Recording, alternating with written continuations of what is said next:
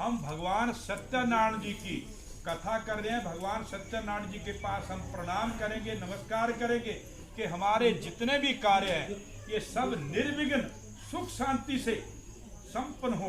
बोलो श्री कृष्ण बलदेव की। तो क्या कहते हैं कि एकदा नैमिषारण्य ऋषिया शौनकादया प्रपक्ष मुनिया सर्वे सूतम पुराणिकम खलु। कि एक बार जो नैमिषारण्य नाम का जो तीर्थ था, वहां पर शौनकादि जो ऋषि इकट्ठे हुए थे, वो जो थे पुराणों के जानने वाले, जो वेद व्यास जी से, उनसे वो पूछने लगे कि हे ऋषि महाराज, ऐसा कोई उपाय बताइए जो बड़ा छोटा हो और उसका फल हमें पूर्ण मिले, अर्थात छोटा सा करने से हमें उसका पूर्ण फल मिले और हमारे जो दुख हैं, जो हमारी समस्या हैं, उनसे हमें निजात मिले। तो ऐसा उन्होंने सूत जी से कहा। तो सूत जी क्या कहते हैं, मैं हिंदी में सुनाऊंगा तो लंबा चला जाएगा, अगर कहें तो मैं संस्कृत में बोल दूंगा, जैसे आपकी इच्छा। कहता नारते नैव संपृष्टो भगवान कमलापति सूर्य से थावम श्रुत्वम समाहिता। कि यही बात एक बार नारद जी ने भगवान कमलापति से पूछी थी, तो उन्होंने उसके लिए क्या कहा था, वो मैं आपको यथाविहित सुनाने जा रहा हूं। बोलो श्री कृष्ण बलदेव की। एकदा नारदो योगी प्राणुग्राकांक्षा रटन विविधान लोकान मृत्यु लोकम अपागता।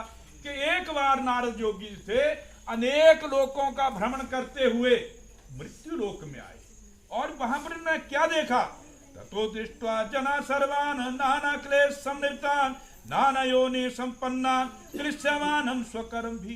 कि यहाँ के जितने भी प्राणी थे, उन्होंने क्या देखा कि सारे जितने भी प्राणी थे वो नाना क्लेशों में पड़े थे, अपने अपने कर्मों से वो दुखी थे, परेशान थे।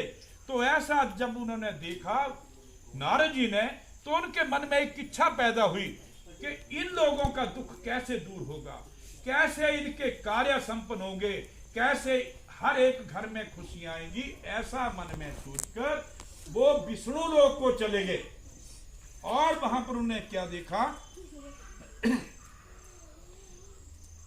तत्तर नारायण देवम शुक्ल वर्णम चतुर्भुजम शंख चक्र गदा पदम वनमाला विभूषितम। वहां पर उन्होंने देखा कि भगवान जो नारायण, जो कमलापति हैं, वो कैसे हैं, जिनका शुक्ल वर्ण है और जिनकी 4 भुजाएं हैं। और क्या उन्होंने लिया है, एक में शंख, दूसरे में चक्र, तीसरे में गदा और चौथे में पद्म पुष्प जो था वो शोभा को प्राप्त हो रहा था। तो ऐसे जो देवताओं के देवता है, जो भगवान विष्णु है, उनको देखकर नारद जी उनकी स्तुति करने लगे। नमो बांग मनसातीत रूपाय अनंत शक्ति आदि मध्य अंतहीनाय निर्गुणाय निर्गुणात्मने। कि हे प्रभु नमो, मैं आपको नमस्कार करता हूं, मैं आपको प्रणाम करता हूं, मैं आपका ध्यान करता हूं। आपका ना आदि है, ना मध्य है, ना अंत है, आप निर्गुणी होते हुए भी गुणवान है। इस करके आपको मेरा कोटि कोटि प्रणाम हो। बोलो श्री कृष्ण बलदेव की जय। तो भगवान विष्णु ने जब नारद के मुख से ऐसी स्तुति सुनी तो वो बड़े प्रसन्न हैं और वो कहते हैं कि हे नारद, किस कारण तेरा आना हुआ, तेरे मन में क्या इच्छा है, तेरे मन में जो भी इच्छा है वो आप निसंकोच मेरे से कहो। तो नारद जी क्या कहते हैं, मृत्यु लोके जना सर्वे नाना क्लेश संवितान नाना योनि संपन्नान पच्यन्ते पाप कर्म भी। कि हे प्रभु, मृत्यु लोक के जितने प्राणी हैं वो नाना प्रकार के क्लेशों में फंसे हुए हैं, अपने कर्मों के द्वारा वो बहुत से दुखों को प्राप्त हो रहे हैं। तो हे नारायण देव, यदि कोई ऐसा उपाय है जो सुख संसार करने से उन्हें फल की प्राप्ति हो, तो कृपया करके आप मेरे प्रति कहिए।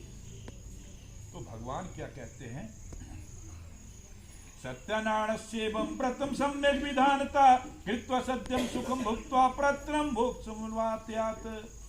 कहते कि सत्यनारायण भगवान का व्रत एक ऐसा व्रत है जिसको करने से मनुष्य इस पृथ्वी के सारे सुखों को भोगता है, सब सुखों से संपन्न होकर रहता है और अंत में वो मेरे धाम को आता है, अर्थात उसे कभी भी कोई कष्ट नहीं होता है।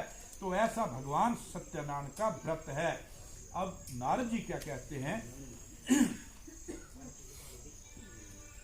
किम फलम किम विधानम च कृतम केन चैव तद्व्रतम तत्सर्वं विस्तराद ब्रूहि कदा कार्यं हि तद्व्रतम। कि हे प्रभु, उस व्रत का क्या फल है, क्या विधान है, और उस व्रत को किसने किया और उसे क्या फल मिला, ऐसा मैं सारा जानना चाहता हूं। और इस व्रत का क्या विधान है। तो भगवान कृष्ण क्या कहते हैं, सत्यनारायण भगवान क्या कहते हैं कि इस व्रत को जिस किसी दिन भी, इसके लिए कोई निश्चित नहीं है समय, जिस किसी दिन भी जब आप निश्चिंत हो, आपके मन में कोई शंका न हो, आपको कहीं कोई जल्दी न हो, आराम से इस सत्यनारायण भगवान के व्रत को, इस कथा को सुनना चाहिए।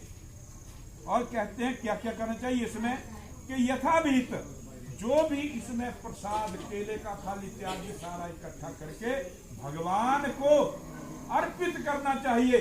उसके पश्चात अपने बंधु बांधवों के साथ, जितने भी बंधु बांधव हैं उनके साथ इसका प्रसाद जो है वो ग्रहण करना चाहिए। ऐसा करने से मनुष्य के जितने भी सारे कष्ट क्लेश हैं उनका सबका नाश हो जाता है और वो मन वांछित फल को प्राप्त होता है। बोलो श्री सत्यनारायण भगवान की।